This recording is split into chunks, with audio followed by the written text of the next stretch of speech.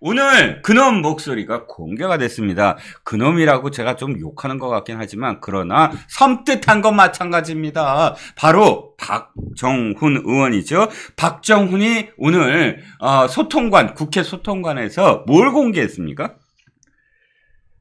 알고는 있는 내용이었습니다. 네네. 위정교사, 아하. 이재명이 위정교사를 하는데 김진성이죠. 네. 소위 김병량 전 성남시장의 네. 비서였던 네. 이 김진성에게 위증을 교사하는 그 녹취록, 네. 그 녹취록 4분 가까이 되는 녹취록을 네. 이 최고위원 회의에서도 공개를 하고 네. 국회 소통관에서도 기자들 앞에서도 공개를 했습니다. 아, 그렇군요. 생생한 이 이재명의 목소리가 다 공개가 된 것이죠. 그렇죠. 내용을 알고 있음에도 불구하고 전부 다 깜짝 놀랐고 섬뜩한 것이고, 그렇죠. 그놈의 목소리라고 하셔도 되는 것이 네. 영화 제목이지 않습니까? 그렇죠. 그놈의 목소리. 저는 지금 영화 제목을 패러디한 겁니다. 그러네. 예.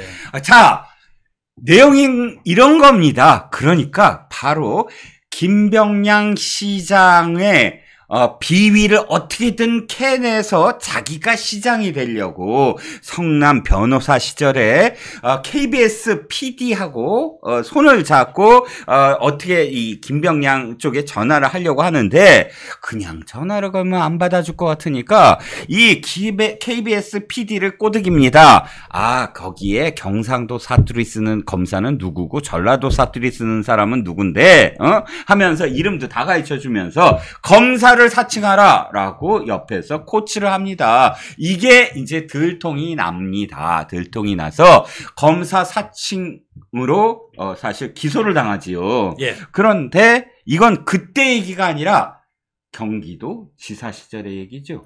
그렇죠. 그 당시에 200만 원의 벌금형, 150만 원인가 200만 원의 벌금형을 받습니다. 네네. 받은 것을 이제 시간이 한참 지나서 지금 네. 2002년도 이야기고요. 네네. 2018년에 네네. 이재명이 이제 경기도지사 출마를 합니다. 출마를 하지요. 그 토론회에서 네네. 자신이 상대편 이제 후보가 지적을 하지 않겠습니까? 네네. 왜 검사를 사칭했느냐라고 하니까 검사를 사칭한 것이 아니라 자신이 누명을 썼다라고 했어요. 네네. 그렇죠. 거짓말을 한 것이 아니냐라고 해서 선거법 위반이 네. 걸려든 겁니다. 그렇죠. 그 재판이 예, 예. 소위 1심, 2심에서 150만 원의 벌금형이 나왔는데 네네. 소위 대법원에서 무죄로 뒤집어진 그 재판입니다. 그렇죠. 그때 위정을 했다라고 하는 것입니다. 그렇죠. 그러니까 사실 그 공보물 있잖아요. 공보물에도 그렇게 기재를 한 거예요. 예. 그러니까 제 기억에는 그래서 아이고 그 뭐 공보물에 다 또 그 사실이 있어야 되잖아요. 근데 난 사칭하지 않았다. KBS PD가 했다. 뭐 이런 식으로 기록을 했기 때문에 바로 선거법 위반으로 걸렸는데 문제는 그 과정 속에서 바로 이재명이 김병량 시장의 보좌관이었던 김진성 씨한테 전화를 걸죠. 그래서 이렇게 해달라. 그런데 그게 목소리로 딱 나온 겁니다. 실제로 그 목소리가 어떤 내용을 담고 있었나요, 오늘? 자신이 그 당시에 네. 이 검사 사칭을 한 것이 아니라 네. 이 김병량 측, 또 검사 측, 네. 그다음 KBS 측이 예. 이 이재명에게 누명을 씌운 것이다. 그렇죠. 이재명에게 다트프 씌우려고 한 것이다. 네. 이렇게 이야기를 좀 해주면 도움이 되겠다. 네. 자, 자기가 거짓말하지 않은 것이다라고 가려고 하는 거죠. 그렇죠. 그런데 김진성이가 되묻습니다. 그렇죠. 자신은 내용을 잘 모른다. 네. 김병량 전 시장의 이 비서였거든요. 그렇죠. 내용을 잘 몰라서 말할 수가 없다. 네네. 하니까 이재명이 이런 이야기를 합니다. 어떤 얘기요? 이제 김병량 전 시장도 돌아가셨고 네. 모른다 이거죠. 네. 확인해 줄 사람 없다 이거죠. 네. KBS PD만 알고 있는데 KBS PD는 이미 이게 PD 사칭을 했다. 이재명이 나서서 한 것이다라고 이야기했어요. 네네. 지금 KBS PD와 김진성 모두를 몰아치고 있는 상황이죠.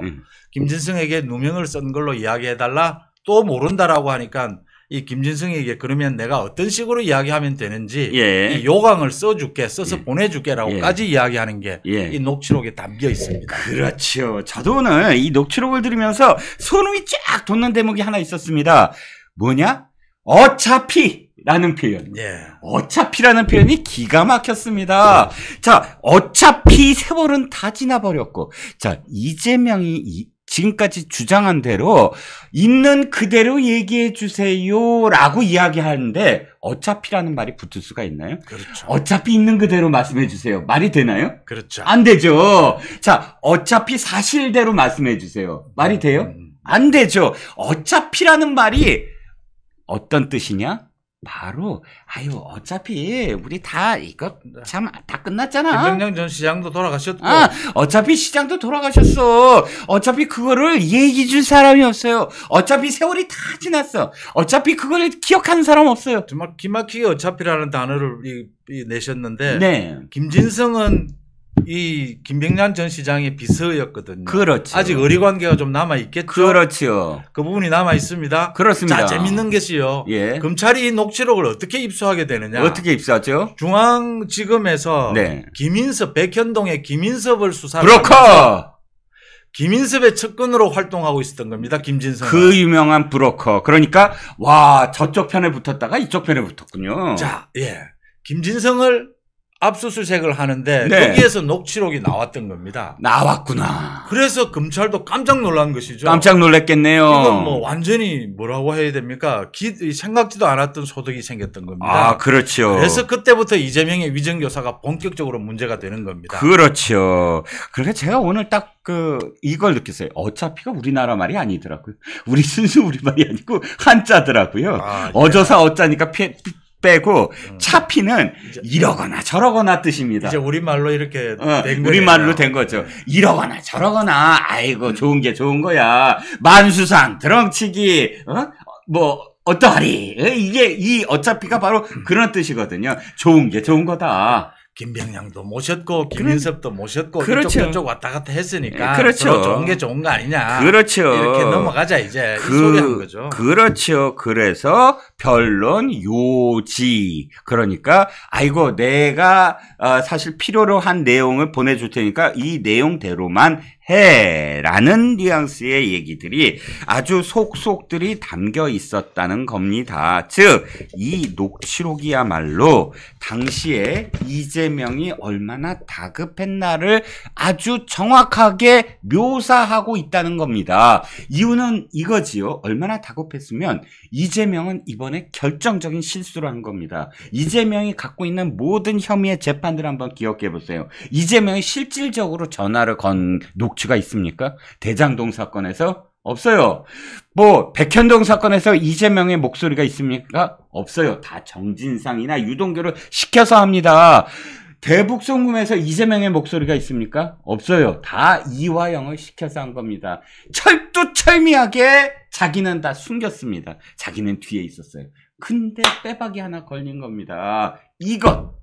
검찰도 전혀 생각하지 않고 있다가 김진성 압수수색에서 이게 터져 나왔던 겁니다. 그렇지요. 그래서 검찰도 정말 위정교사 이 부분은 지금 구속 여부를 판가름할 때 가장 중요한 것은 사법방해입니다. 그렇죠. 증거인멸이라는 단어로 지금 우리는 아직 남아있는데 그렇죠. 미국 쪽에는 사법방해라는 이름으로 포괄적으로 법까지 만들어져 있습니다. 그렇죠. 사법방해를 할 경우에는 구속수사, 구속재판이 원칙입니다. 그렇죠. 자, 위정교사는 정면으로 사법방해를 한 것이죠. 그렇습니다. 대놓고 대놓고. 자, 지금 이재명의 위정교사 재판이 진행이 되고 있습니다. 네. 위정교사 형이 얼마나 나올까 많이 이야기를 하는데요. 네. 제가 오늘 이 박정훈 의원의 이 문제 제기요. 네네. 저는 이 타이밍이 기가 막혔다라고. 기가 막힌 타이밍이구나. 왜요? 위정교사 재판이 지금 한 달에 한 번씩 열리고 있습니다. 와, 지금 빨리 끝내야 되는데 한 달에 한 번이라고요? 자, 두 가지만 말씀드릴게요. 예. 총선이라고 해서 70일을 쉬다가 아하. 지난달 말에 한 번 처음으로 열렸어요. 그렇군요. 그 다음에 지금 또 이번 달에 한 번 열리려고 하는데 네. 이 위정을 교사 받은 네. 김진성은 자신도 피해자니까 빨리 재판을 끝내달라고 해요. 아하. 이 재판이 길게 끌게 되면 자신도 피해를 당하고 있다. 아하. 또 자신은 자기 잘못을 모두 인정한다. 아하. 녹취록이 다 드러났으니까요. 그렇군요. 이러고 있는 상황에서 이재명과 함께 지금 재판이 진행되고 있기 때문에 네. 이 빨리 재판을 끝내줘야 하는 겁니다. 내용도 그렇죠. 간단한 것이죠. 그렇죠. 녹취록까지 있는 것이죠. 그렇죠. KBS PD 김진성 모두 인정하고 있죠. 그렇죠. 이재명만 지금 다른 이야기 하고 있는 겁니다. 그렇죠. 그래서 이 재판을 속도를 내달라라고 하는 의미. 음흠. 다시 위정교사 이 부분이 얼마나 심각한 것인가를 되살려주었다. 오늘 이 녹취록이요. 그렇군요. 그러니까 이 녹취록을 들은 순간 국민들이 야 이거 확실하잖아. 이거 왜 이렇게 늦게 끄는 거야. 아니 더군다나 위증 교사라는 건 위증을 한 사람과 그것을 시킨 사람이 있는데 위증을 한 사람이 얘가 시켰어요. 내가 다 인정할게요 라고 하고 있는데 이 재판을 왜 늘어뜨리냐. 김동연 판사죠? 예. 아마도 그래. 예. 김동연 판사가 아이고 이게 다 들었어? 아니 이게 다 국민들이 다 알아? 이거 더 이상 끌 수가 없는데 라고 압박이 생겨날 수 있다는 겁니다. 그렇죠? 그럼요. 예. 당연히 압박을 해야 되고 이건 당연히 빨리 끝내야 됩니다. 네. 우리 리아님께서 김진성 압수수색 이제 했습니까? 라고 하시는데 지난해에 그 김인섭에 대해서 압수수색, 김인섭의 그 백현동 비리를 수색할 때 김진성이 김인섭의 측근이었습니다. 그때 이제 드러난 것이고요. 그 그렇죠. 말씀 해드리고요. 예. 자, 지금 이 이재명의 위증교사 지금 사실은 거의 끝났습니다. 네. 근데 이재명이 지난번 재판에서 KBS PD 관계되는 이 사람과 같이 KBS에서 근무했던 KBS 전 직원들 5명을 증인 신청을 했어요. 예. 또 늘어뜨리려고요. 이 위증교사하고 아무 관계도 없는 사람들입니다. 그렇죠. KBS 전 PD하고 같이 근무한 직원들이 이것과 무슨 관계가 있습니까? 그렇습니다. 이거 거부하거나요. 네. 증인을. 네네. 이걸 하루 만에 다 끝낼 수도 있다라고 하는 겁니다. 네네. 그다음 위증교사는 지금 형법에 5년 이하의 징역형입니다. 네네. 아주 갈수록 엄하게 처벌하고 있어요. 그렇죠. 그런데 지금 대다수 위증교사 기소가 있으면 1년 6개월, 2년형들이 나오고 있습니다. 그렇습니다. 특히요. 위증을 교사해서 위증을 해서 그게 재판에 영향을 미치게 되면 네. 이건 가중처벌을 합니다. 그렇습니다. 자, 생각해 보시면요. 네. 재판정에서 위증을 해서 거짓말을 해서 만약에 무죄가 되었다. 네. 이거 되돌릴 방법이 없는 겁니다. 그렇죠. 이 나라가 이렇게 망가진 게 위증을 해갖고 대법원에서 어쨌든 이게 무죄가 됐잖아요. 공직선거법이. 그래서 이재명이 지금 대통령 후보도 되고 또다시 대통령 후보가 되려고 하는 게 바로 그때 피선거권이 박탈됐으면 이런 일이 없었다는 겁니다. 사람이 좀 살만한 나라가 됐지 않겠습니까? 그렇죠. 정치가. 맞습니다. 자, 그게 난 길게 얘기했는데 송 국장 아주 한마디로 정리해버리시네. 그래서 맞아요. 이게 1년 6개월이나 2년보다 훨씬 더 심각한 형이 선고가 될 거라는 게 다 예측이 되지 않습니까? 그렇습니다. 자, 지금 문제는 재판 지연입니다. 네네. 빨리만 이게 정리가 된다면 그렇죠. 말씀드린 대로 이건 실형이 선고가 되는 것이고요. 그렇습니다. 또 중요한 것은요. 네. 정면으로 사법 방해를 한 혐의입니다. 그렇죠. 이 위증교사의 지금 이재명의 사법 방해는 차고 넘칩니다. 그렇습니다. 다 포함을 시키면요. 예. 법정 구속시켜야 된다라고 하는 거죠. 당장 구속시켜야죠. 이렇게 해서 사실은 우리나라를 이렇게 망가뜨리고 있는 바로 그 사건 아닙니까? 그 대법원 권순일이한테 무슨 김만배가 찾아갔느니 안 찾아갔느니 아직도 그게 해결이 안 되고 있는데, 그러니까 진실이 안 드러나고 있는데 뜻밖의 이 녹취록이 공개됨으로써 만천하의 진실이 뭔지를 깨닫을 수 있게 된 겁니다. 그런데 제가 궁금한 게 박정훈이 지금 이런 걸 공개했는데 민주당의 반응은 제대로 나온 게 없네요. 조작했다고 합니다. 아니 조작이요? 이 녹취록이 조작이라고요? 이 녹취록 내용을 지금 조작하고 있다라고 하는 것이죠. 와, 이게 말이 됩니까? 어차피 말씀을 해주셔서. 예. 지금 이재명은 억지를 부리는 것이죠. 억지죠. 제가 보기에는 위증교사 대북 선거 마찬가지고요. 이 위증교사는 이재명이 빠져나갈 구멍이 없습니다. 그렇죠. 방법은 재판 지연밖에 없습니다. 그렇죠. 이 재판 지연하다가요. 예. 지난번에도 제가 말씀을 드렸는데 네. 이제는 이 선고를 하려고 하면 네. 김동연 부장판사입니다. 네네. 판사 탄핵밖에는 방법이 없습니다. 아하. 그거 하려고 지금 정청래가 법사위 가서 저 소동을 피고 있는 것이거든요. 그렇죠. 이것 이외에는 재판 지연할 방법이 없습니다. 네. 자, 9월에 선거법 위반 1심 판결이 나온다고 그러죠. 네. 지금 8월 사실은요. 다음 달쯤에 1심 판결이 내려져도 이 위증교사는 아무것도 이상한 게 없습니다. 그럼요. 이 위증교사 1심 판결이 내려질 때 저는 가장 관심을 두는 것이 법정 구속입니다. 법정 구속. 자, 이재명이 기억하시면 지난해 9월에 유창훈이 이재명을 위증교사가 인정된다라고 했습니다. 네. 그다음 이창훈이 두 가지 백현동과 대북 송금은 아직 다퉈볼 여지가 있다라고 했어요. 그렇죠. 그런데 백현동은 지금 재판 중이고요. 네. 대북 송금 이번에 이화영의 1심 판결로 확정적인 판결문이 나왔죠. 네네. 그럼에도 불구하고 유창훈이 지난 9월에 야당 영장 대표여서 네. 야당 대표인데 네. 이 언론과 국민들의 감시를 받고 있는데 구속이 꼭 필요하겠느냐라고 하면서 구속영장을 기각했어요. 그렇죠. 자, 그 뒤에부터 이 위정교사를 비롯해서 이재명의 사법방해와 네. 이 방탄을 보고 계십니다. 네. 민주당 국회까지를 이제 이재명 국회로 만들면서 방탄을 하고 있어요. 네. 맞습니다. 야당 대표를 크지 않는 이유로 구속할 이유는 없습니다. 그렇죠. 그런데 야당 대표를 구속해야 되는 이유는 사법 방해를 하는 경우 그렇죠. 또는 자신의 혐의를 가지고 방탄을 하는 경우는 네. 야당 대표이기 때문에 구속을 해야 되는 것입니다. 그렇죠. 그렇지 않습니까? 그렇습니다. 그렇다면 네. 지금 이재명에 대해서 국회에 체포동의안도 이제는 필요가 없다라고 하는 것입니다. 국회를 이재명 당으로 이재명 국회로 만드는 우리 사상 초유의 이런 일까지 벌였어요. 네. 그러면 체포동의안이 필요 없는 방법은 법정 구속입니다. 그렇습니다. 깜짝 놀랐네요. 저도 생각해 봤더니 검찰이 아이고 이거 체포동의안을 할 테니까 제발 가결해 주세요 라고 할 필요 없습니다. 재판을 받다가 선고를 딱 하면서 법정 구속 그러면 그대로 구속되는 겁니다. 그렇습니다. 그렇죠. 대북 송금 이화영 판결이 지난주에 있었습니다. 네. 지난주에 처음으로 이재명이 검찰을 공격하다가 갑자기 이제 언론도 공격하면서 이 판사 판결문을 공격을 했어요. 네. 그럴 수밖에 없죠. 그렇죠. 왜냐하면 예. 이제는 검찰이 조작했다라고 했는데 그걸 판사가 다 인정해버린 거거든요. 그렇죠. 이재명이 할 말이 없어졌죠. 할 말이 않습니까? 없어졌죠. 자, 판사까지 공격하고 나섰습니다. 네. 이재명이 이제 검사 탄핵은 눈에 보이지도 않습니다. 네. 이제 판사 탄핵을 하게 될 겁니다. 그렇습니다. 대한민국 이제 판사들이 지난주를 계기로 해서 네. 지난주까지는 유창훈의 그 판결이 아직까지 효력이 있었다면 네. 지난해 9월에 내려진 네. 지난주를 계기로 해서 이제 완전히 분위기가 바뀐 겁니다. 네. 신진우 부장 판사의 판결로 네네. 이재명은 법정 구속시키지 않으면 네.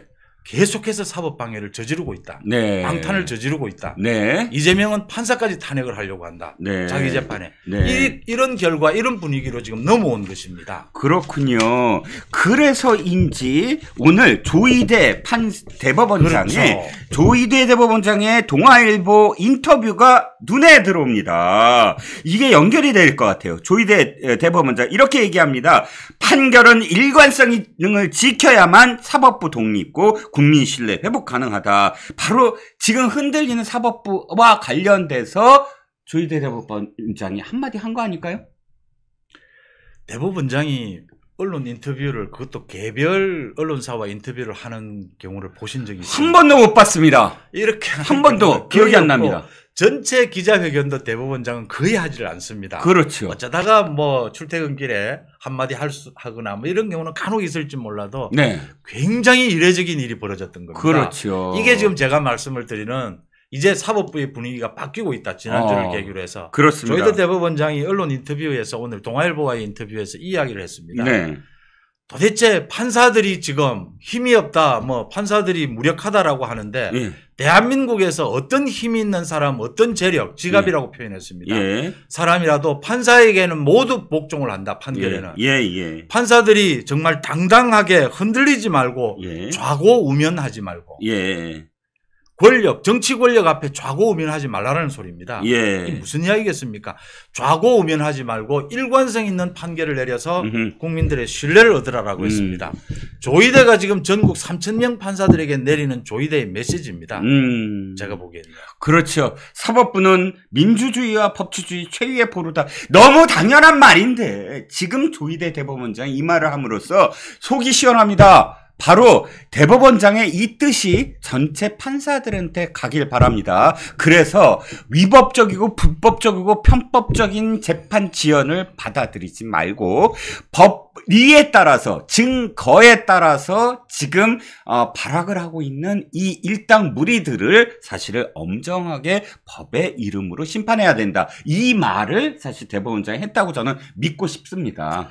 제가 오늘 만약 대법원장과 이 인터뷰를 했다면요. 네네. 동아일보 국장이 인터뷰를 했던데 저는 정말 꼭 집어서 하고 싶습니다. 어떤 거요? 위정교사예요. 네. 위정교사를 하는 이재명의 재판을 이렇게 질질 끄는 것이 말이 되느냐. 이걸 해소할 수 있는 방법들이 있거든요. 네네. 지난번에 말씀하셨죠. 집중심리도 있고요. 네네. 또 증거 채택 안 할 수도 있습니다. 그렇습니다. 증인요. 네네. 그다음 얼마든지 재판 속도는 김동인 부장판사 진행할 수 있거든요. 집중심리라는 게 있잖아요. 집중심리요. 예.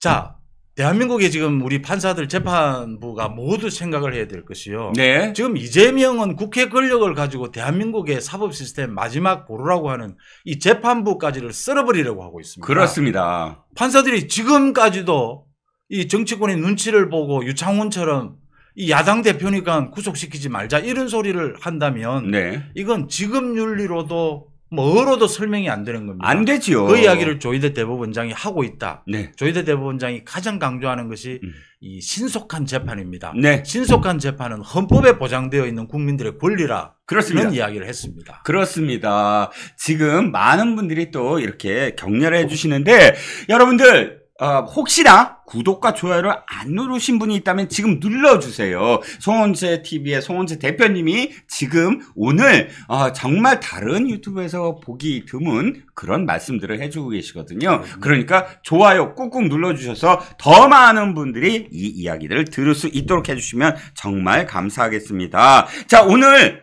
정말 눈에 들어온 기사가 하나 있어요. 네. 허위 인터뷰 의혹 김만배 신앙님 구속영장 수사 9개월 만에. 아니, 이 사람들은 아직도 구속영장을 청구 안 했단 말이에요? 예. 이제서야 구속영장. 어찌됐든 구속영장 청구하니까 다행입니다. 재판 오래 걸리자. 수사 오래 걸리네. 이건 사실 만천하에 책 한 권에 1억 6천만 원짜리 아닙니까? 그러니까 이미 그때도 기가 막혔는데 어떤 내용으로 지금 검찰이 영장을 청구했나요? 명예훼손이 있고요. 네네. 그다음 우리 청탁금지법이 있고요. 네네. 공갈도 있고요. 어허. 다 포함이 됩니다. 와, 이거. 자, 이 수사가 중앙지검에서 특별수사팀까지 만들어서 하고 있습니다. 네. 대선에서 여론 조작을 했던 겁니다. 그렇죠. 부정선거를 획책한 겁니다. 그렇죠. 여론 민주주의를 조작을 그냥 해서 파괴하려고 했네요. 그럼요. 이 대통령 선거 결과를 바꾸려고 했던 사람들이에요. 그렇죠. 그럼에도 불구하고 네. 이 언론에 의한 가짜뉴스 있지 않습니까? 네네. 이 처벌이 이렇게 어렵습니다. 그렇습니다. 이 수사가 이렇게 어렵습니다. 그렇습니다. 오늘 대법원에서 확정 판결이 또 한 가지가 나왔습니다. 어떤 거요? 소위 유시민의 한동훈이 노무현 전 대통령의 계좌를 사찰했다라고 하는 가짜뉴스. 내 개인 계좌도 사찰했다. 뭐 이런 식으로 그때 당시에 알릴레오라는 곳에서 얘기를 했죠. 2019년도 말에. 곳곳에서 이야기를 하고요. 네네. 김어준도 계속 이야기를 하고요. 네네. 자, 그래서 재판 3년이 진행이 됐습니다. 네. 벌금 500만 원이었습니다. 네네. 구독자 여러분들요, 시청자분들요. 예. 나라를 지난 4년 동안 나라를 거의 뒤집다시피 했고요. 예. 뭐 엄청난 우리 사회 혼란을 가져왔던 이 가짜 뉴스가 네. 벌금 500만 원입니다. 고작 500만 원. 유시민 아마 김우준 출연하고 이러면 유시민은 500만 원은 아마 돈도 아닐 겁니다. 그렇죠. 유시민이 큰 소리 치는 이유입니다. 네. 이렇게 지금 우리가 가짜 뉴스를 처벌하기가 힘듭니다. 네. 왜냐하면 우리나라는 미국과 달리 가짜 뉴스 처벌법이 없습니다. 네네. 가짜 뉴스에 대해서 모두 명예훼손으로 처벌을 합니다. 그렇죠. 근데 중앙지검에서 네. 사실은 가짜뉴스 관련해서 구속영장을 청구하는 것은 거의 없는 일입니다. 그렇습니다. 그런데 구속영장을 청구를 했습니다. 그렇죠. 얼마나 힘들었으면요. 네네. 명예훼손에다가 공갈 이거 많은 것들을 넣었어요. 엄청나게 많은 제목이 있네요. 그다음 증거인멸까지 넣으면서 이 사람들은 꼭 구속이 필요하다라고 했습니다. 네네. 이 사람들이 구속되느냐 구속되지 않느냐에 네네. 기억하시면요. 네. 이제 이 거짓 인터뷰를 가지고 네네. 뉴스타파를 비롯해서 JTBC, MBC, KBS 모두 정폭해서 기사를 계속 잇따라 쓰게 됩니다. 그렇죠. 이게 소위 대선 공작이죠. 그렇죠. 그 대선 공작한 이 언론사들을 처벌할 수 있느냐 없느냐가 이 두 사람이 구속되느냐 되지 않느냐 아마 내일 아니면 모레 영장실질심사를 하게 될 겁니다. 거기에서 판가름이 됩니다. 그렇습니다. 이제는 가짜뉴스도 처벌할 수 있어야 되는 우리도 그래야 되는 나라가 되어야 된다.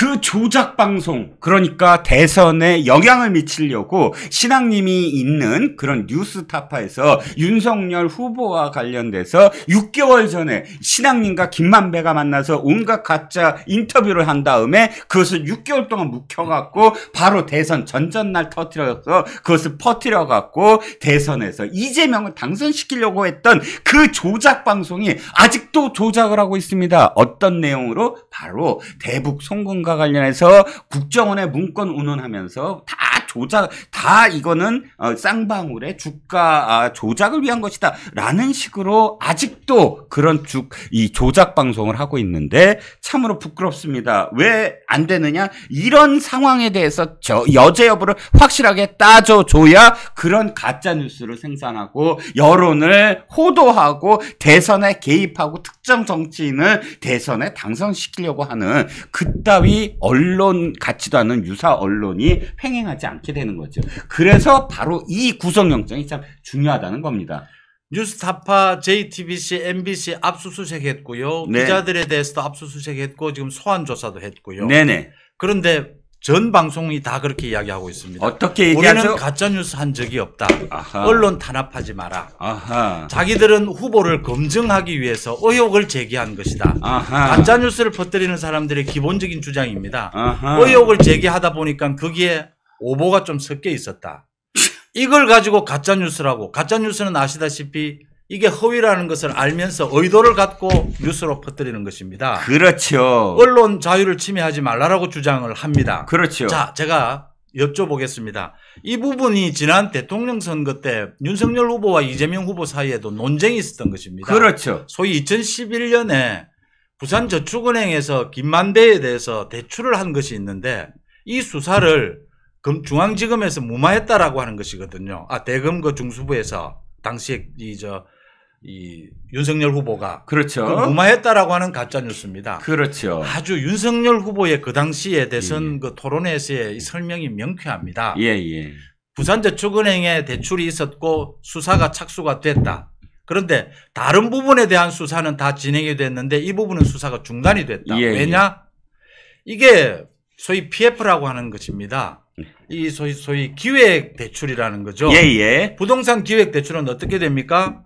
부동산이 가치가 앞으로 있을 것이냐 없을 것이냐 부동산이 세워지고 난 다음에 평가를 해서 이제 수사가 되는 것이고 하는 부분입니다. 네. 이 당시에 제가 자주 설명을 드리는 건 얼마나 황당하냐라는 겁니다. 이 당시에는 대장동 그 부지밖에 없을 때입니다. 그렇죠. 이건 수사의 대상이 안 되는 겁니다. 그렇죠. 이렇게 명쾌하게 설명이 된 것입니다. 또 제가 말씀을 드릴게요. 이 지금 유시민의 그 거짓말입니다. 네네네. 이 사찰 계좌를 들여다보는 것은 지금 다들 금융 거래를 해보신 분은 다 아실 겁니다. 6개월이나 1년이 지나면은 금감원에서 모두 통보를 해줍니다. 개인에게. 네. 이게 어떤 수사기관이 당신의 계좌를 들여다봤습니다라고 통보할 의무가 있다는 거죠. 그럼요. 이건 법에 정해져 있는 것이기 때문에 통보를 합니다. 네네. 그 당시에 한동훈이 변명한 이 대답을 한 겁니다. 네. 이건 가짜 뉴스다. 네. 왜냐하면 이건 6개월 뒤에 다 드러나는 일이어서 검찰이 절대로 그런 일을 할 수가 없다. 네. 맞죠? 맞습니다. 할 수가 없는 검찰이 정말 오늘 이재명 화법대로 하겠습니다. 바보입니까? 이게 다 드러날 일을 그 계좌를 들여다보고요. 그렇죠. 이유도 없이. 예. 이렇게 가짜 뉴스는 어처구니 없이 가짜 뉴스를 생기게 발생이 됩니다. 그래서 유시민을 지금 판결을 내린 2심 판사가 이렇게 표현합니다. 악의적이다. 의도가 있다. 의도가 악의적이다. 그래서 중죄를 내려야 된다. 처벌을 해야 된다라고 얘기합니다. 저는 그럽니다. 왜 그러면 구속시키지 않느냐라는 겁니다. 그렇죠. 이 명예훼손은 5년 이하의 징역에 5천만 원 이하의 벌금입니다. 네네. 징역형 처벌받는 경우도 많이 있어요. 요즘에. 그렇습니다. 왜 유시민 같은 저런 경우를 구속시키지 않느냐라는 말씀을 제가 드리는 겁니다. 그렇습니다. 하지만 어찌됐든 대법원이 이렇게 기각하지 않고 인용을 해서 그걸 받아들였습니다. 이제는 안 된다. 이제는 더 이상 그대로 둬선 안 된다. 누구를? 이재명을. 무죄 판결을 하려면은 빨리 해달라고 하죠. 그렇잖아요. 그렇죠. 내가 억울해 죽겠는데 나중에 내가 뭐 굶어 죽어가지고 억울하면 뭐 어떻게 되겠어. 빨리 진실을 밝혀줘야지. 그런 점에서 이재명이가 말만 희대 사기꾼이다 뭐 또 뭐 소설이네 창작이 대충 얼설프네 이런 얘기만 하지 말고 뭐가 창작이고 뭐가 위조됐는지를 밝혀야 되는 거 아닙니까? 맞습니다. 네. 그러면서 이번 주말을 달구었던 검찰 언론이 검찰 애완견설. 야, 이거 뭐 언론인들에 대한 모독 아닙니까 이거? 이건요. 자, 일단 제가 아까 리종역을 좀 말씀을 드렸지만 여기서는 이 아이템은 애완견이란 말에 주목하셔야 됩니다. 애완이 뭡니까? 애완용품. 네. 가지고 놀 수 있는 장난감, 토이. 그렇지. 그죠? 근데 견은 개견자니까. 즉 마음대로 가지고 놀 수 있는 강아지, 개 땡땡 이 말이거든요. 그러니까 한국 언론이 검찰이 마음대로 가지고 놀 수 있는 개 땡땡이란 말이 이재명 입에서 나온 거예요. 자, 그러면 오늘 제가 이제 이 발언이 나온 게 지난주 금요일이니까 보통 주말에는 뭐 신문들이 나오지 않잖아요. 오늘 모든 신문의 사설, 칼럼, 기사 제가 쫙 새벽부터 검색을 해봤습니다. 그렇죠. 특히 한겨레, 경향신문의 사설이 날까 말까. 똑같아. 제가 이거 딱 저는 찍었어요. 저도 우리 최 변호사님 잘 맞추신다길래 자리 깔아야 된다고 하시니까 저도 분명히 안 쓸 거야. 사설이 없어요. 사설이 없어. 딱 두 개가 없어.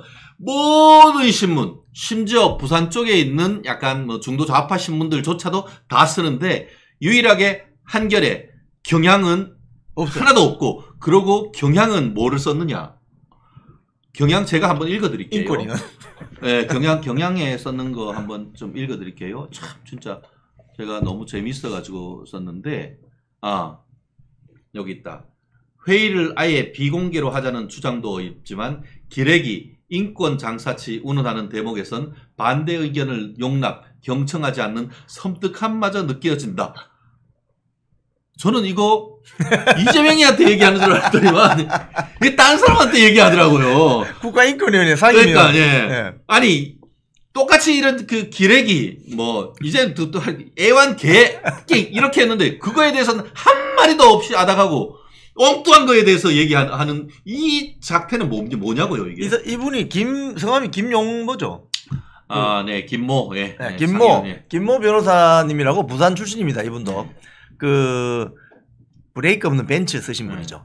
이분이 지금 국가인권위원회 상임위원인데 여기에서 한 말을 경향신문은 딱 뽑아가지고 뭐 기레기란 말도 쓰고 장사치라는 말도 쓰고 하는데 처음에 보면 이거 이재명 당대표 이야기인가 보면 아니에요. 엉뚱한 지금 국가인권위원회 상임위원 아마도 국민의힘 추천 같은데 그분을 공격하기 위해서 사설을 쓴 거예요. 대문짝만하게. 그런데 왜 이재명 당대표에 대해서는 한겨레 신문, 경향신문 왜 사설 안 쓰시지? 야. 그러면 이렇게 생각할 수도 있죠. 그러면 스스로 한겨레나 경향은 검찰의 애완견으로 자인하는 것인가? 자인하는 것인가? 그 노정면이라고 YTN 그 노조위원장 뭐 했나? 그 인간은 좀 먹물 좀 먹었다고 랩도그 랩이 아니고 랩도그 무릎팍 위에 올려놓은 개. 참 진짜 그래 먹물이다 너. 아이고 뭐 한겨레에서는 뭐 의예미가 난리치더니 이제는 YTN 먹물 좀 먹었다고. 그렇죠. 지금 그 YTN 노정면 기자 같은 경우는 이제 원내 대변인이니까 이재명의 이제 그 입장을 옹호하는 건데 뭐 노정면, 양문석 등이 일제히 주말을 기해서 뭐 짠 듯이 미리 짠 듯이 이재명을 엄호하고 나섰어요. 근데 이분들이 하시는 말씀을 보면 이 양반들이 가지고 있는 언론관은 스탈린주의 언론관이 확실하다. 저는 그런 생각을 했어요. 왜냐하면 자유민주주의 체제에서 언론관은 기본적으로 저널리즘 기능이 있어야 됩니다. 권력에 대한 감시, 비판, 견제. 그래서 국민의힘 지금 일제히 뭐 여러 의원들이 이제 말을 쏟아냈지만 이거는 그냥 그 강경 발언이 아니고 망언입니다. 망언. 대한민국 전체가 검찰이라는 수사기관의 애완견, 개 땡땡, 강아지란 말이거든요. 그러면 취재 현장에서 열심히 일하는 모든 기자들을 모욕하는 말이에요. 이거는. 그렇기 때문에 오늘 이제 한번 어떤 성명서가 나오는지 쭉 더 봐야 됩니다. 자, 그동안 윤석열 정부 들어서서 방송 장악한다는 둥, 언론 탄압한다는 둥 했던 민노총 언론노조, 그다음에 한국기자협회, 방송기자연합회, 한국PD연합회, 아나운서협회 전부 다 오늘 입장서 내야 돼요. 응? 자기들을 모욕한 거니까. 아닥하는 거 아니에요? 아닥하면 바로 애완견이구나. 애완견이지. 애완견임을 자인하는 거지. 아까 지금 말씀하신 것처럼 저는 이걸 보고 뭘 느끼냐 하면은 박원순이가 그런 성추행을 했다는 의혹이 있고 하니까 그 피해자를 여성 단체 민주당 여성 국회의원들이 피해 호소인이라고 있잖아요. 네. 그거하고 똑같은 거죠. 그러면은 이 언론 애완견 호소인들아 좀 제대로 좀 얘기 좀 해야 되는 거 아니야? 지금 보면은 이제 이걸 보면은 이런 거죠. 자유민주주의 체제의 자유 언론관을 가지고 있는 기자들은, PD들은, 아나운서들은 이런 이야기가 나오면 그게 이재명 입에서 나오든 뭐 예를 들자면 윤석열 대통령 입에서 나올 수도 있잖아요. 네. 예를 들자면 그럼 다 같이 공히 비판하고 지적합니다. 문제점을. 그렇죠. 네. 그런데 노종면, 양문석 뭐 등등 이 세력들은 언론을 어떻게 생각하느냐 하면 자유민주주의 체제를 기둥에서 바치는 언론 자유라는 어떤 그런 생각을 가지고 있는 분들은 공정하게 비판을 해요. 그렇죠. 그런데 스탈린주의, 스탈린 아시죠? 소련, 스탈린주의 언론관을 가지고 있으면 자기 편 입에서 이런 이야기가 나오면 이걸 보호해 줘야 되는 거예요. 그래서 언론이 아니고 그걸 매체라고 합니다. 그렇죠. 매체는 비판 기능이 없는 거예요. 미디어. 그냥 미디어. 그럼 이게 뭐냐? 공산당 선전선동부. 그렇죠. 언론이란 기능을 자유민주주의 체제를 바치는 절대 기둥으로 생각하는 게 아니고 항상 정치적으로 악용할 수 있는 그 수단으로 생각하는 게 스탈린주의 언론관입니다. 그렇기 때문에 스탈린주의 언론관을 이 사람들이 가지고 있었구나. 이 말은 결론적으로 노종면이나 YTN 기자, 양문석은 민노총 언론노조 무슨 집행위원을 했거든요. 이 자들이 그동안 언론이라는 우리 자유민주주의 체제가 정말 소중하게 존중해주고 생각해주는 이 언론이라는 걸 가지고 그동안 장난치고 놀았구나. 그렇죠. 이런 생각을 할 수 있는 거죠. 근데 도대체 이자들이 그 언론들이 검찰이 주는 어떤 먹이만 먹는 애완견이다. 이런 지금 어이없는 주장을 하고 있는 것이죠. 지금 이제 보면 이렇습니다. 저도 이제 뭐 중앙부처에 출입할 때 보면 기본적인 보도자료 나오는 거 말고 보도자료 이건 누구나 다 볼 수 있잖아요. 그러니까 이건 특종이 안 돼요. 그런데 기자들이 뭐 10수년 이상 경력을 쌓은 기자는 인적 네트워크가 많습니다. 그렇죠. 그럼 예를 들자면 뭐 검찰에 누군가 딥스로트가 있을 수 있죠. 자기만의 빨대라고 하죠. 그렇죠. 빨대. 이 빨대를 많이 가진 기자들이 특종을 합니다. 그러면 오늘 조선일보 이 공소장 50페이지 이 조선일보 기자가 저 2명 중에 1명은 또 우리 아들하고 이름 똑같더라고요. 이 기자들이 노력해서 가져온 거예요. 노력해서. 그러니까 이런 기자들은 열심히 뛰는 기자들인 그렇지. 거죠. 빨대가 많고 저녁에 집에 안 가고 서초동 주변을 배회하면서 쓰레기통 뒤지면서 쓰레기통 뒤지고 퇴근하는 뭐 부장 검사 뭐 예를 들면 이런 사람들 손목을 딱 낚아채서 잠시만 가서 저 커피 한잔 합시다. 이렇게 해서 열심히 취재하는 기자들이 있는 거예요. 이렇게 열심히 취재하는 기자들이 잘하는 게 있는데 이 벽치기라고요. 이 언론계 은어입니다. 벽치기가 뭐냐면 이 정치부 기자들이 잘하는 건데 안에 최고위원회 뭐 회의가 있어요. 공개를 하고 그다음 비공개 전환하잖아요. 그 비공개에서 무슨 말이 나오는지 궁금하잖아요. 그럼 그 문에다가 길을 쫑긋 갖다 대고 이게 문이면 이렇게 갖다 대고 막 적습니다. 들리는 대로 적습니다. 그게 벽치기라고 하는데 그렇게 열심히 취재를 한다고요. 그래서 오늘 조선일보 일면에 나온 이런 공소장 50페이지 특종이 나오는 거예요. 근데 그렇게 열심히 일하는 기자들까지도 폄훼하는 발언이 바로 이 검찰의 애완견이라는 소리거든요. 그런데 검찰의 애완견이라는 건 이건 근본적으로 이거는 뒤틀린 이야기고 취재 활동 열심히 하는 사람들을 애완견이라고 하면 됩니까? 그러니까 이재명 그 당 대표의 언론과는 상당히 굴절되고 왜곡돼 있는 거죠.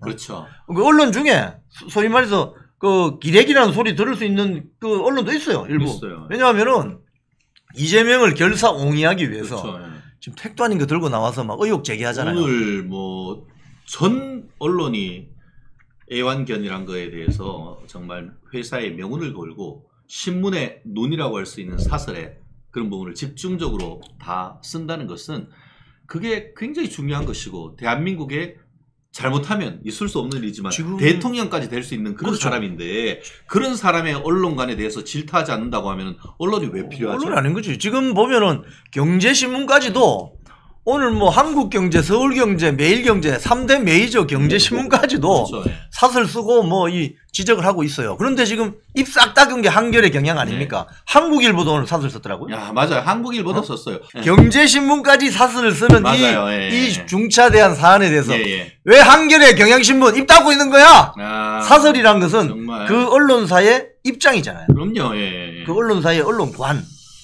아, 그게 입장은 안 된다는 거는 포기한 거지 뭐. 아까 말씀드린 그 질문에 대한 답, 그 법조인으로서 답을 조금 드리면은 이재명이가 그 언론이 검찰의 개 땡땡이다라고 하는 근거는 두 가지죠. 첫 번째가 뭐냐면은 같은 사건에 대해서 법원이 상반된 결과를 냈는데 네.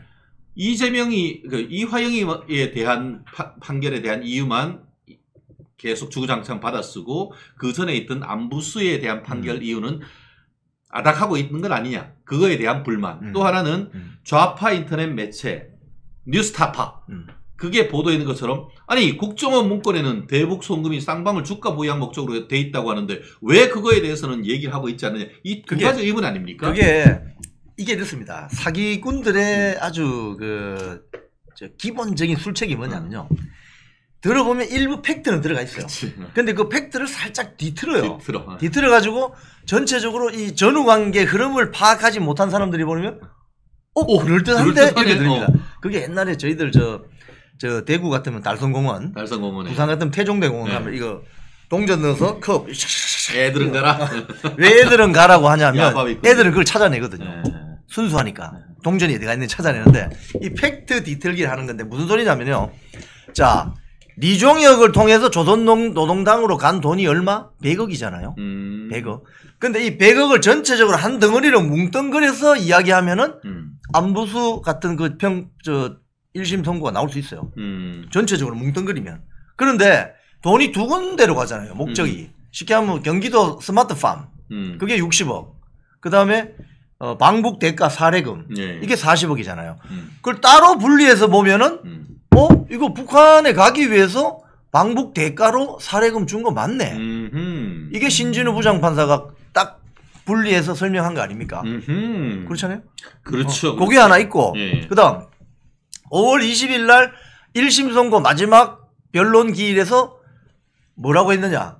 그때 이제 뉴스타파가, 우리 최 변호사님은 좌파 미디어 매체라고 하지만 저는 조금 세게 이야기하겠습니다. 아주 강경 좌파 미디어 매체인데, 거기에서 5월 20일 날 그 1심 선고 직전에 마지막 변론 기일에 딱 날짜 맞춰가지고 5월 20일 날 방송을 해요. 무슨 방송? 국정원 보고서라는 걸 어디서 입수했다면서 이건 쌍방울이 자사의 주가를 띄우기 위한 작전이었다. 그러니까 그 다음 날 바로 이재명이 뭐라고 하냐면 봐라 이거 언론에서 쌍방울 주가 조작한다고 이거 한 거다. 나는 관련이 없다. 검찰이 바로 이렇게 사실을 조작한 거다. 검찰 조작 정권이다. 이렇게 나오잖아요. 그렇기 때문에 일부 조금 팩트는 들어가 있는데 전체적인 흐름을 보면 이 팩트 뒤틀기 해서 사람들 헷갈리게 만드는 거죠. 그런 측면에서 이재명 대표의 말은 상당히 사기성이 농후하다. 이렇게 보여지는 거죠. 말씀드린 것처럼 이 인간들이 안부수 재판에서는 아까 안부수가 작년 8월인가 3년 6개월 실형 선고를 받으면서 그때 이제 아태교류협회 판결문에 쌍방울 그룹이 송금한 800만 달러가 대북 어떻게 보면 사업을 하고 주가 부양하기라고 한다. 그런 취지로 있었는 건 사실입니다. 그렇지만 그때만 해도 김성태가 어디 있었냐? 태국에서 골프 치고 있었어요. 그렇죠. 네. 지 60살 때 한국에서 회를 가지고 왔네 그런 얘기를 하면서 그런데 이재명이가 돈을 도와주고 지가 그렇게 도와줬는데 날강도 노상강도라고 하니까 빡쳐가지고 자진이 귀국해버렸잖아요. 그러면서 그 돈 다 이재명이가 북한 가는데 뒷돈 우리가 다 대준 거야라고 양심 선언해버린 거 아닙니까? 자기가 호구가 될 수는 없어. 그렇죠. 예. 그 이야기했죠, 그죠? 그렇게 하면서 이 사람도 자기가 이제 사업가고 하니까 북한에 준 근거를 남겨겠으니까 영수증 달라고 했잖아요. 아, 보통이 아니야. 그래서 받은 게 뭐죠? 보통 영수증이 아니야. 영수증. 영수증을 받았어요. 그거 이번에 유죄 증거로 딱 첨부돼가지고. 나온 거 아닙니까? 예. 또 하나 두 번째 주장이 뭐냐면은 국정원 문건에 대북 송금이 쌍방울 주가 보양 목적으로 보냈다라고 나와 있는데 그 얘기는 안 하고 왜 자꾸 딴소리를 하느냐라고 얘기를 했는데 오늘 이게 그 한 언론 아마 이투데이인가에서 사설이 아주 인상적인 사설이 아주 상당히 길고 심도 있는 사설이 나왔었는데요. 그거에 대해서도 이렇게 비판을 했습니다. 뭐냐? 이 정도는 우리가 알고 있어야 민주당 쪽 사람들이 얘기했을 때 바로 반박을 할 수 있는 겁니다. 이거 국정원 대한민국 정부에서 그런 언론이 나오는 것이 아니냐 했더니만 이번 판결문에 다 나와 있는 거야. 뭐냐? 그 판결문 이번 그 신진우 부장이 썼는 판결문에 뭐라고 돼 있냐면은 그런 그 국정원 문건에 그 말을 한 제보자의 진술이 구체적이지 않고 두루뭉실한 데다가 김 전 회장이 계열사 주식을 그 당시에 매각하려고 한 정황도 전혀 없어서 그 국정원 의혹 문건에 대해서는 신빙성이 낮다. 떨어진다라고 판단했죠. 그 반면에 북한이 요구하는 자금은 경기도의 황해도 시범농장 사업 자금, 한마디로 스마트팜 사업으로 자금으로 추정된다는 국정원 문건이 오히려 이 전 부지사의 유죄의 입증 근거로 판단하게 했다. 내용을 다 보면서 전체적인 내용 중에 요 말은 근거가 부족해. 그 반면에 이러이러한 것을 봤을 때 그 돈이 보내는 것이 북한에서 요구하는 것이 황해도 스마트팜 사업으로 추정된다라고 판단해서 오히려 국정원 문건이 이화영의 유죄 증거로 쓰였다. 그거에 대해서는 이 인간들이 전혀 언급을 안 하고 있다는 거예요. 예. 우리가 취재를 하거나 무슨 조사를 해보면은 파편화된 팩트들을 이렇게 만나게 돼요. 이렇게 여러 군데 흩어져 있는. 원래 사기꾼들이 자기 꼬리 안 잡히려고 이 팩트들을 많이 파편화해서 분산시켜 놓습니다. 하지만 취재 잘하는 기자들이나 또 조사 잘하는 수사관들은 이 파편화되는 퍼즐들을 다 모아가지고 퍼즐 판때기에 딱 맞추죠. 그렇죠. 그러면 이게 딱 답이 나오는데 그렇죠. 예. 지금 그 국정원 뭐 보고서라는 그것도 일종의 분리되어 있는 파편화된 보고서 중에 하나일 가능성이 커요.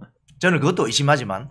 그런데 그것만 집중적으로 부각해서 말하면 이건 쌍방울 주가 부양 사건이잖아 라고 이야기할 수 있죠. 하지만 코끼리의 꼬리일 수도 있거든요. 그렇죠. 코끼리 전체의 덩어리를 봐야죠. 그래서 신진우 부장판사는 그 전체 덩어리를 종합적으로 판단하고 있죠. 왜? 김성태 사건도 선고해야 되고 이화영도 선고했고 앞에 또 사건도 보고 또 그렇죠. 김만배 사건도 이러니까 종합적으로 보고 있는 신진우 판사 눈에는 절대 거짓말 못하게 돼 있죠. 신진우 부장이 뭐라고 했죠? 제가 이재명 비리 종합 세트 심판관 종합 선물 세트. 우리한테는 선물 세트죠. 예. 참 이 인간들은 근데 참 이재명의 언론관이 참 값싸요. 예전에 저 아직까지 기억나는데 이게 2018년이었죠. 그 이재명이가 그 경기지사에 당선되고 당선 소감 묻는 질문에 맞아요. 그 장면이 있었죠. 그거 기억나시죠? 그러니까 캠프에서 이제 하나하나 하면서 뭐 MBC도 하고 뭐 하고 이제 순서대로 기다리는데 다른 카메라가 있으니까. 근데 한 기자가 물었잖아요. 지사님 책임질 일이 있으면은 책임진다라고 얘기했었는데 그 책임질 일이 무엇인가요? 라고 질문하니까 내가 언제 그런 얘기했냐고. 오리발 딱 잡아떼더니만 아까 그랬잖아요 했더니만 안 들리는데요 하면서 끊어버렸잖아요. 그러면서 뭐라고 했어요? 쉽게 말하면 저 싸가지가 없어. 안 받을 거야. 뭐 이렇게 해버렸죠. 그때 이런 이야기를 한 것 같아요. 제 기억으로는. 그게 이제 생방으로 라이브로 중계가 되고 있었는데 이 이어폰을 딱 빼면서 왜 미리 준비한 질문을 하지 않고 왜 상의하지 않은 이런 돌출 질문을 하는 거야? 뭐 이렇게 하면서 그 이어폰을 집어 던지면서 했던 그 장면이 나와죠. 근데 이제 그 당시에 이제 이재명 지지자들은 이야 이재명 멋있다. 저 봐라 저 언론과도 저렇게 강경하게 대응하는 저런 자세 이러면서 또 실드를 치고 이랬거든요. 그렇죠. 그때 뭐라고 돼 있냐면 그러니까 결국 그 사생활 관련 질문이 나오니까 인터뷰하다 딴 얘기하면 그냥 끊어버릴 거야. 예의가 없어.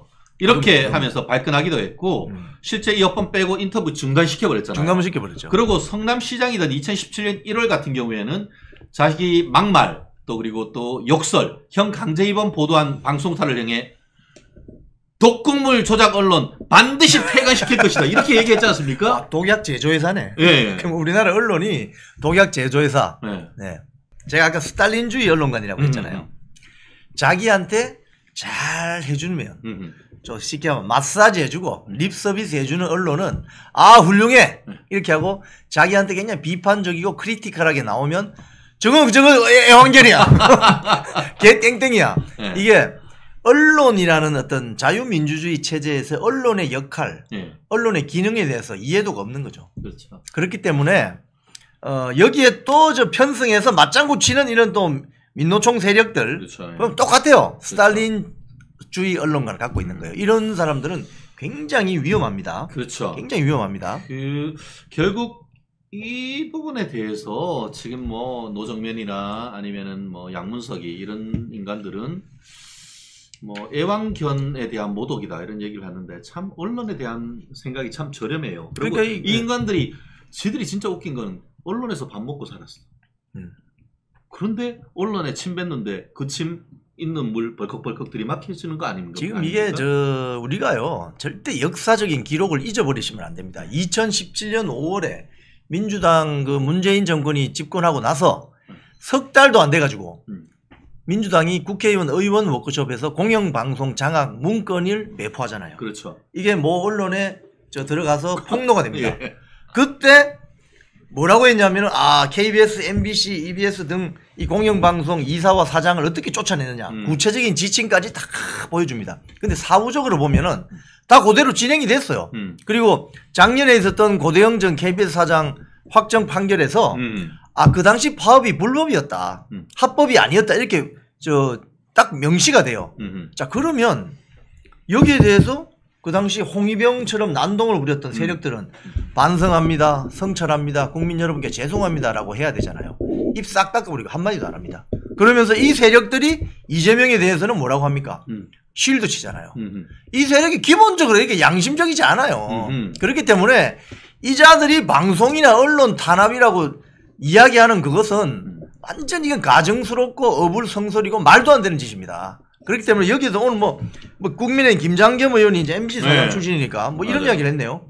좌파 매체와 유착계 권원 유착을 검언 유착이라고 조작하고 대장동 몸통 바꿔치기 나발을 불고 총선 전에 느닷없이 날씨 코너에 대문짝만하게 1번 민주당 1번 내세우는 노영 방송이 민주당과 이재명 대표의 애완견이라는 말씀인지 알쏭달쏭. 우리 김장겸 의원님 말씀 잘하셨어요. 그렇죠. 김장겸 전 MBC 사장이 MBC 사장 2017년 문재인 정권 들어서고 나서 강제 축출됐잖아요. 그렇죠. 예. 완전히 이거 억울하게 축출됐는데. 이영풍하고 똑같아. 저는 해임됐지만. 그러니까 김장겸은 지금 국회의원하고 있고 짜증나. 그래도 잘 하셔야죠. 화이팅. 과방위 들어가시면은 이런 실태를 다 까발려서 그렇죠. 국민 여러분들이 잊지 않으시도록 그렇게 해주셔야 됩니다. 그래서 이런 언론관을 갖고 있는 사람들이 지금 민주당에 다수 포진해 있고 그 당수인 이재명조차 이런 언론관을 가지고 있으니 대한민국 언론 이거 제대로 되겠어요? 이런 정치판에서? 그래서 지금 오늘 잘 보셔야 됩니다. 오늘 자 제가 아까 말씀드렸습니다.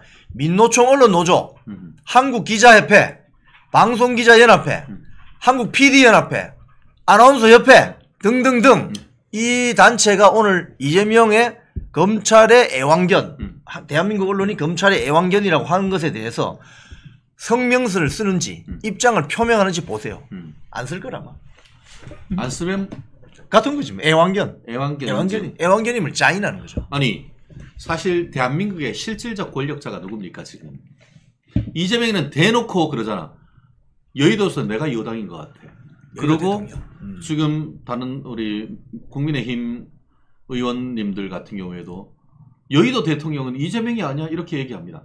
대한민국의 실질적인 권력자, 의전 순위 2위, 국회의장도 지 맘대로 야, 너 해. 할 수 있는 사람이 이재명 아닙니까? 그런 이재명이 언론관이 지 주머니, 지 무릎 위에 그냥 놔두고 쓰담쓰담 하는 지가 주는 먹이나 먹고 있는 존재로 언론을 보고 있다? 너무 섬뜩한 거 아닙니까? 섬뜩하죠. 네. 원래 언론의 본령이 뭡니까? 정권에 대한 비판 기능이죠. 그렇기 때문에 그런 점에서 그래도 어떻게 보면 뭐 사회에 얼마나 유익한지는 모르지만 한겨레든 경향이든 뭐 오마이뉴스건 그래도 존재를 인정을 하고 있습니다만 저는 이번에 아직까지도 이게 그렇게 하죠. 한겨레, 경향, 오마이뉴스가 침묵하고 있는 거에 대해서 정말 비겁하다고 생각해요. 지난번 같은 경우에 어떤 일이 있었죠? 김의겸이가 흑석도사 앞으로는 부동산 투기하면 나쁜 놈이라고 하면서 뒤는 자기 고등학교 친구까지 동원해서 탈탈 연끌을 해가지고 정말 그 강남 옆에 있는 땅 상가 지분 투자하고 그러는 것에 대해서 소장파 기자들이 항변을 하고 반항했단 말이에요. 그렇지. 한겨레 안에서. 네, 그리고 내부적으로 또 이렇게 돈 받고 뭐 했던 그런 기자들이 있다는 사실을 알고는 스스로 어떻게 보면은 내부적으로 좀 자정하겠다는 그런 사과 광고까지도 냈어요. 그런데 이번에는 아직까지 왜 침묵을 하는 거죠? 그래서 오늘 잘 보셔야 됩니다. 지금 한겨레 아까 그 말씀하신 것처럼 김의겸 그때 사태 났을 때 흑석동 도사, 흑석동 투기 도사 사태 났을 때 한겨레 신문사의 젊은 기자들이 기존에 있던 선배들이 하는 행태를 보고 이건 잘못된 것이다. 그렇게 주장을 했어요. 그래서 저는 그때 그걸 보고 야 한겨레 그래도 좀 살아있네. 일부 좀 살아있네 했는데 이번에 이 이재명의 이 발언에 대해서 한겨레 신문 뭐 등등등 현업 언론인들 직접 취재하러 현장에 뛰어다니는 언론인들의 입장이 나와야 되는 거예요. 그 입장을 대변하는 단체가 한국기자협회, 방송기자연합회, 한국PD연합회 이런 거 아닙니까? 그렇죠. 그럼 거기서 입장을 내줘야 되는 거예요. 그래야만 애완견이 안 되는 겁니다. 그 입장 표명하지 않고 입 싹 닦아버리면 본인들이 애완견이라는 걸 자인하는 거예요. 우리 멸콩TV가 진정한 언론이네. 아, 그렇죠. 우리가 사실은 형사고소 당할 것까지도 우리가 감수하고 이런 팩트 같은 것들을 계속 내는 것 아니겠습니까?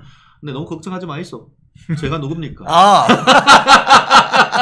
소송의 달인. 네, 제가 한 2012년 정도부터 한 12년, 3년 정도 지금 방송을 해오고 있습니다만 제가 단 한 번도 형사고소를 당하거나 제가 방송하는 과정에서 어떤 실수를 해서 해당 언론사가 제재를 받은 적이 없습니다. 방어율 좋은데요? 네, 그러니까 거의 뭐 선동률보다 좋은 오타니보다 제가 방어율이 좋습니다. 그러니까 저도 이제 어느 정도 선을 지키면서 촌철살인으로 또 이재명이한테는 촌철살인을 해버리고 그러니까 우리 또 자유우파를 위해서는 촌철활인 사람을 살리는 말씀으로 또 속 시원하게 속을 뻥 뚫어드리겠습니다. 지금 근데 말씀 나오셔서 제가 한마디만 더 드리면요. 오늘 저희들이 구체적인 언론사 이름을 지명했잖아요.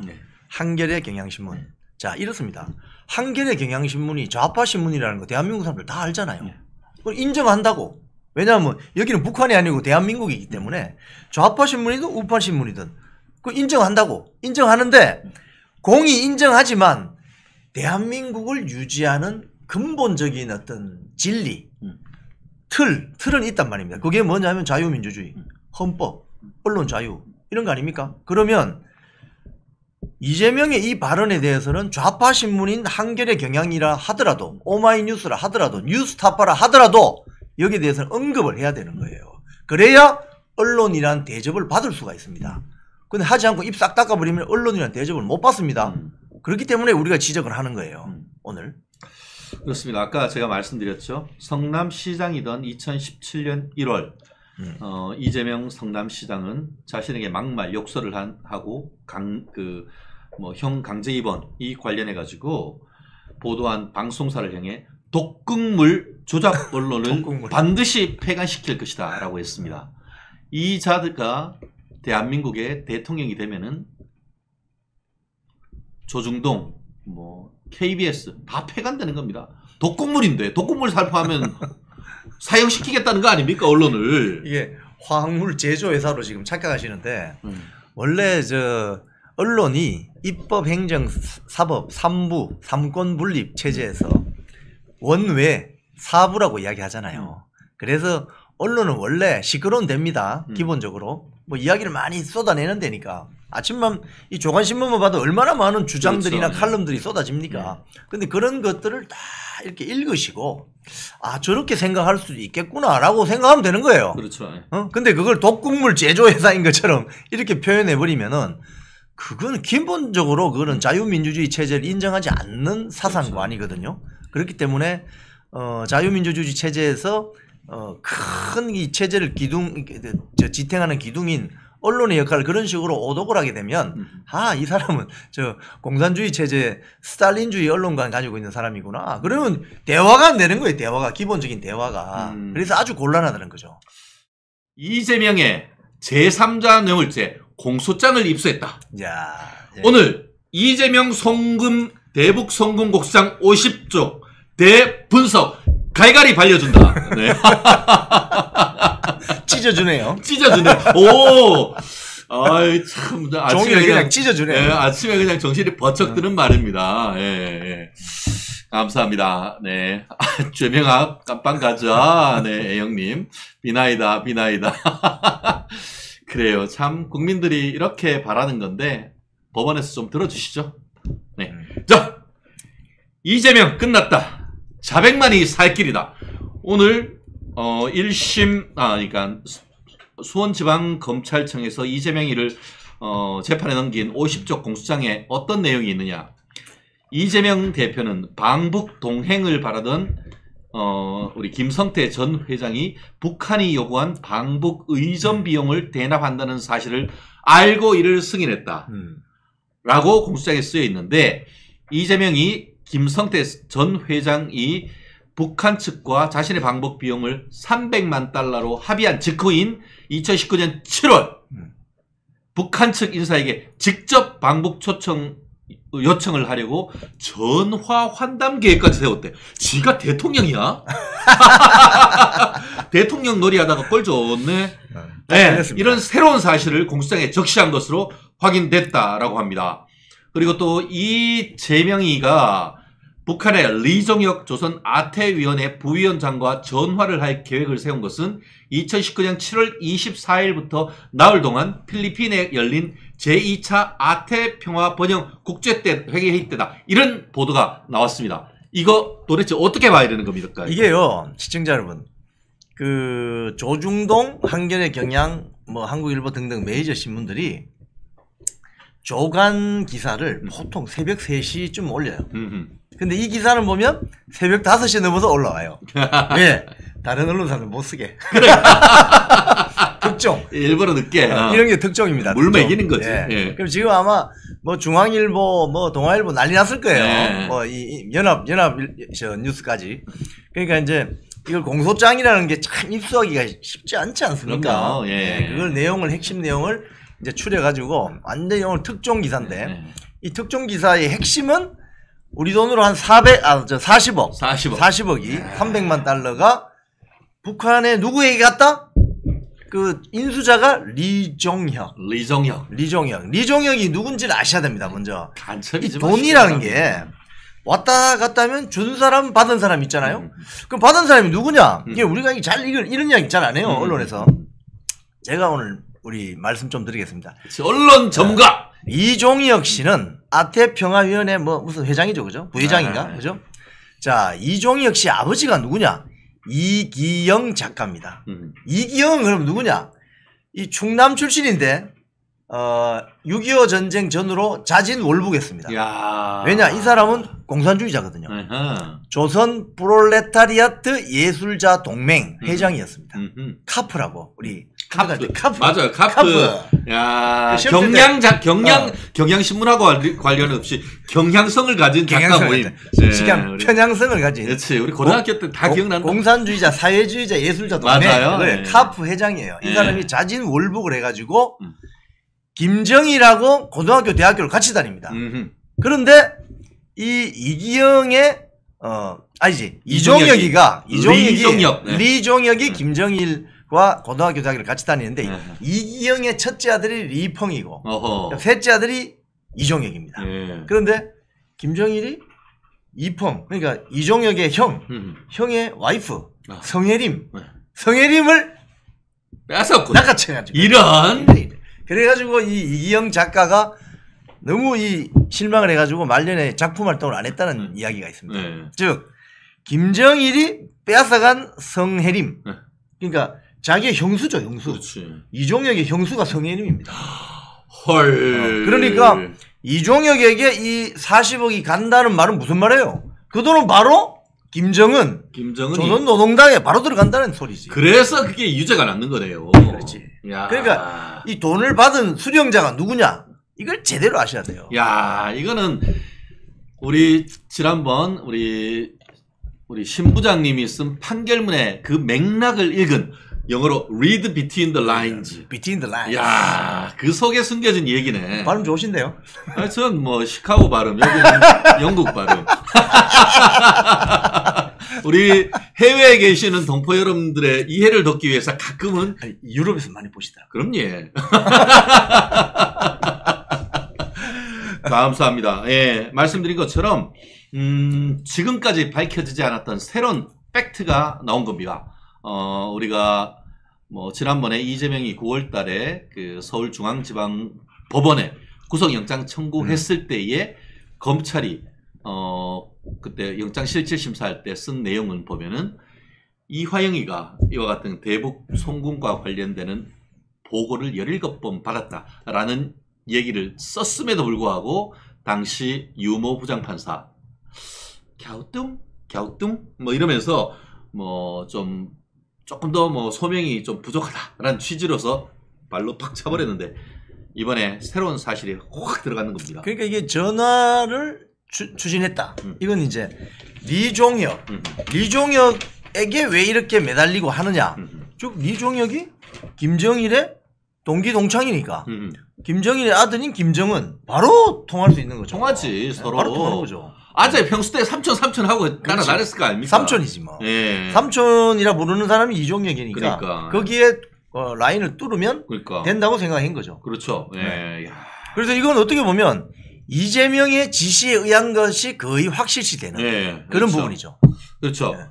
우리 PD님, 우리 뒷 화면 자료 한번 좀 띄워주시겠어요? 아까 드렸던 새로운 경기 보도 자료. 그래서 2018년 10월 2일 배포 즉시 배포라고 해서 리짜이밍 북한 남북 교류 사업 물꼬를 튼다. 이화영 평화부지사 방북이라는 거를 했는데요. 우리 밑줄 쫙 땡그라 땡냐 우리 서한샘 선생님이 했던 내용을 지금 띄워드리고 있죠. 한번 보여드릴까요? 자료 화면.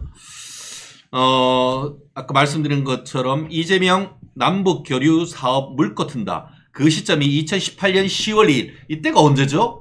2018년 9월 달에 문재인이가 뭐 떨거지라고 하면 그렇고 예. 자기들 뭐 이렇게 이게 그 뭐 하여튼 가족들 됐고 자기 다들 북한으로 지들 편 다 됐고 북한에 갔잖아요. 누가 하나 왕따 시켰죠? 이재명이 왕따 시키고 갔더니만 이재명이가 빡쳐가지고 그 다음 달에 바로 해가지고 이게 남북 교류 협력 사업 물꼬 튼다고 하면서 이게 10월 달에 열리는 14 정상선언 11주년 공동기념행사. 이게 누굽니까? 여기 아무리 읽어봐도 문재인이 없어. 없죠. 김대중 선생님이 11년 전에 해놨는 그거에 자기들이 맥을 잃는다라고 그렇지. 하면서 이재명이 간다고 했는데요. 내용이 뭐라고 돼 있냐면은 남북 교류 협력 사업 재개를 추진 중인 이재명 지사의 뜻에 따라. 뜻에 따라. 보도자료네. 방북했다. 이거는 이제 빼도 박도 못하는 겁니다. 그런데 보도자료니까. 근데 왜 지난번에 검찰에 나갈 때는 나하고 아무 상관없이 이화영이가 지 혼자 했다고 하죠. 그게 이제 돌아서면 거짓말 하니까. 새빨간 거짓말이라는 겁니까 이게? 돌아서면 거짓말 하니까. 네. 이게 이제 잘 보시면은 시청자 여러분 이 보도 자료입니다. 이거는 보도 자료이기 때문에 네. 경기도의 공식 입장인 거죠. 네. 거기에 이재명 도지사의 뜻에 따라 네. 이런 사업이 추진된다. 그러면 뜻에 따라 한 것은 지시한 거지 뭐. 그렇죠. 그렇지 네. 않습니까? 이게 이제 대변인실이나 공보관실을 통해서 기자들에게 전부 릴리스되는 네. 공식 문서기 때문에 네. 이게 바로 이재명의 뜻이죠. 네. 그러니까 몰랐다는 소리는 말씀하신 것처럼 새빨간 거짓말이지. 네. 재명이는 아는 게 없지. 지가 부인이 우리 해경궁이란 것도 좀 헷갈릴 것 같아. 이 정도면. 내가 그런 거 아니야. 내가 북한에 가는 거 모른다고 했더니 진짜 모른 줄 아나? 뭐 이런 생각을 하려나 속으로? 우리 유동규 그 본부장이 얘기하잖아요. 이재명이는 아버지가 12명이다. 이 보도자료는 네. 지금 조선일보나 오늘 이 관련 언론 보도에 나오지 않은 겁니다. 네, 그러니까 맞습니다. 멸콩TV의 특정! 네. 그리고 이걸 누가 제공했나? 최진영 변호사님이 어딨어요? 구효신 우리 같은. 이영풍 기자님의 제공 아닙니까? 이것도 아침에 우리 카톡으로 그냥 빵 날려줘가지고 오늘 방송할 때 우리 장필이가 바로 그냥 소화해가지고 바로 올린 거 아닙니까? 기자들한테 그 보도 자료를 함부로 생각 없이 배포하시면 안 돼요. 이때만 해도 별 생각이 없었던 거지. 그렇지. 근데 재명이의 말에 따르면은 이게 억울하고 희대의 조작 사건이라고 하는데 왜 자꾸 재판을 늦추려고 하지? 그러니까 이제 이게 그 본인의 어떤 그 1심 선고를 계속 늦추어야만 네. 지연 작전을 해야만 뭐 증인들도 부르고 뭐 계속 지연해야 이게 정치적인 이슈로 되면서 다음 지방선거 대선 그죠? 이걸 다 감안해서 지금 지연 작전으로 가는 거죠. 정치 일정이 있으니까. 나쁜 놈이. 지금 중동 축구, 침대 축구 하나 지금 재판이 침대냐? 그렇습니다. 지금 말씀하신 것처럼 네네 증인 부르고 모르쇠로 인정하고 기본적으로 이제 범죄에 대한 입증 책임은 검찰에 있는 게 맞습니다. 입증을 하기 위해서 다각적인 증거를 가지고 어떤 주장을 하고 증거를 가지고 또 수사를 한 이후에도 증인을 불러서 뭘 하다 보면은 약간 달라지는 게 있고 추가적인 증언이 나오면은 그거에 맞춰서 공소장 변경 신청을 하고 공소장 변경 신청한다고 법원이 다 받아주는 건 아니에요. 보시고 기본적인 사회적 사실관계가 동일하다 싶으면 오케이 하면서 바꾸는 거거든요. 그게 바로 저런 거잖아요.